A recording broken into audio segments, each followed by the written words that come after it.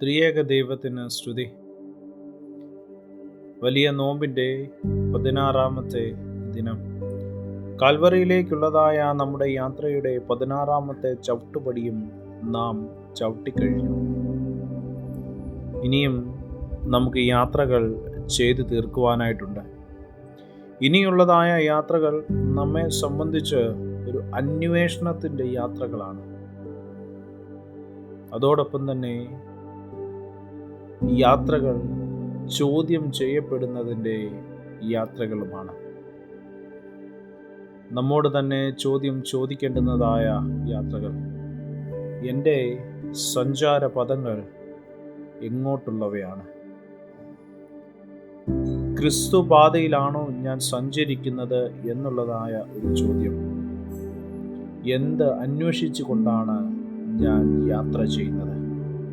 ഈ ചോദ്യങ്ങൾ ഈ വലിയ നോമ്പ് കാലത്ത് നമ്മെ അലട്ടേണ്ടതാണ്. ഇന്നത്തെ നമ്മുടെ അല്പസമയത്തെ ചിന്തയ്ക്കും ധ്യാനത്തിനുമായി തിരഞ്ഞെടുത്ത വേദഭാഗം വിശുദ്ധ മത്തായി എഴുതിയ സുവിശേഷം 6-ാം അധ്യായം അതിൻ്റെ 33-ാമത്തെ വാക്യം. മുമ്പേ അവൻ്റെ രാജ്യവും നീതിയും അന്വേഷിപ്പീൻ, അതോടുകൂടെ ഇതൊക്കെയും നിങ്ങൾക്ക് ലഭിക്കും. വലിയ നോമ്പിൻ്റെ ഈ 16-ാമത്തെ ദിവസം നമ്മെ ഒരു പ്രധാന ചോദ്യത്തിലേക്ക് നയിക്കുകയാണ്. എൻ്റെ ജീവിതത്തിൽ ആദ്യ സ്ഥാനത്ത് ആരാണ്?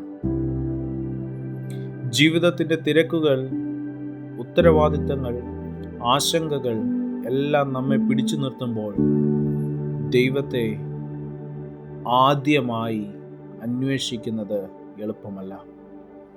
പക്ഷേ യേശു നമ്മെ ഓർമ്മിപ്പിക്കുന്നു. യേശു നമുക്ക് ഒരു ഉറപ്പ് നൽകുന്നു. നാം ദൈവരാജ്യം ആദ്യം തേടുമ്പോൾ ബാക്കിയുള്ളവയെല്ലാം അവൻ തന്നെ ക്രമീകരിക്കും.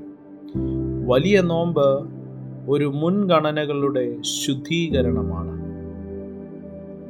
ഭക്ഷണത്തിൽ നിന്ന് നിയന്ത്രണം നാം പഠിക്കുമ്പോൾ ഹൃദയത്തിൻ്റെ ആഗ്രഹങ്ങളെയും നമുക്ക് നിയന്ത്രിക്കാം.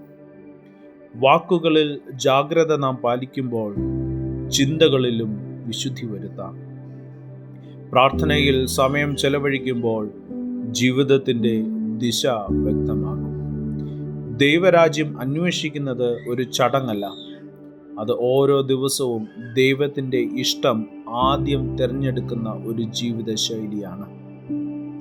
പ്രിയരെ, ഇന്ന് ഒരു നിശ്ചയം നമുക്കെടുക്കാം.